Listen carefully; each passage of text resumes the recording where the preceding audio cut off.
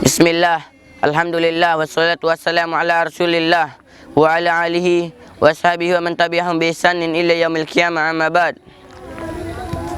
Alhamdulillah, segala puji bagi Allah Subhanahu wa taala yang telah memberikan berbagai nikmat dan karunia-Nya, yang termaksud nikmat kesehatan dan umur panjang.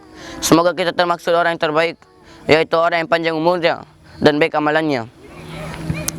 Diriwayatkan oleh Imam Al-Baihaqi dari Abu Bakar radhiyallahu anhu, Rasulullah sallallahu alaihi wasallam bersabda, "Anna rajulan qala ya Rasulullah, ayu nasi khairan?" Qala man tala umruhu wa shuna amalhu. Qila fa nasi syarrun? Qala man tala umruhu wa sya'a amalhu. Ada seorang bertanya, "Wahai Rasulullah, siapakah manusia terbaik?" Beliau menjawab, "Siapa yang panjang umurnya dan baik amalannya." Dia bertanya lagi, "Siapakah manusia terburuk?" Beliau menjawab, "Siapa yang panjang umurnya dan buruk amalannya."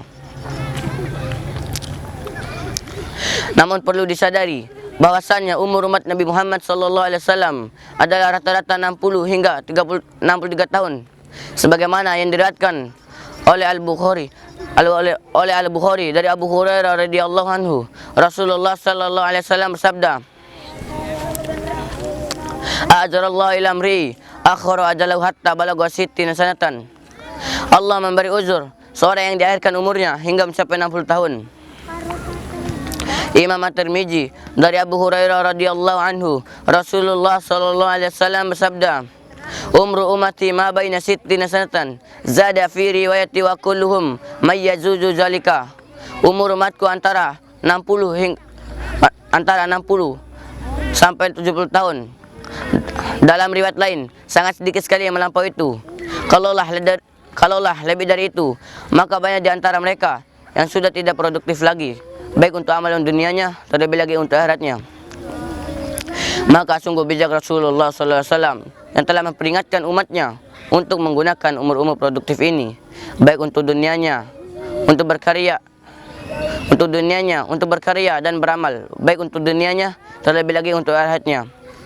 Diriwayatkan oleh Al-Hakim dalam Al-Mustadraknya, dan ia berkata bahwa di sini sahih sesuai dengan syarat sahihain dari Ibnu Abbas radhiyallahu anhu, Rasulullah sallallahu alaihi wasallam sabda, "Igatani khamsan qabla khamsin, sababaka qabla haramika, wa sihataka qabla sakamika, wa ghinaka qabla faqrika, wa faragaka qabla sughlika, wa hayataka qabla mautika." Manfaatkan 5 perkara sebelum yang perkara. Yang pertama, masa mudamu sebelum tuamu. Yang kedua, sehatmu sebelum sakitmu. Yang ketiga, kayamu sebelum miskinmu. Yang keempat, waktu luangmu sebelum sibukmu. Yang kelima, hidupmu sebelum matimu. Berbeda dengan umat terdahulu yang dikaruniakan oleh Allah Subhanahu wa taala umur panjang, bahkan ada yang sampai ribuan tahun, seperti umatnya Nabi Nuh alaihissalam. Sehingga sebagai salah satu bentuk keadilan Allah Subhanahu wa taala kepada umat ini, maka Dia memberikan apa yang disebutkan sebagai musimul khairat, musim-musim kebaikan berupa tempat atau waktu untuk beribadah, yang mana siapa saja melakukan ibadah pada waktu atau tempat itu, maka Allah akan melipat gandakan pahalanya. Misalnya yang pertama, salat di Masjid Nabawi sekali lebih afdal 1000 kali dari tempat yang lainnya. Begitu juga salat di Masjidil Haram lebih utama 100.000 kali dari masjid yang lainnya. Yang kedua, salat di masjid, kata Rasulullah sallallahu alaihi wasallam, lebih afdal 27 kali dari salat sendirian. Bahkan lebih banyak teman kita berjemaah, maka semakin besar pahalanya. Di antara contoh dan waktu yang diutamakan, di antara contoh waktu, di antaranya di malam Lailatul Qadar, yang mana di dalamnya lebih baik daripada beribadah 1000 bulan. Wassalamualaikum warahmatullahi wabarakatuh.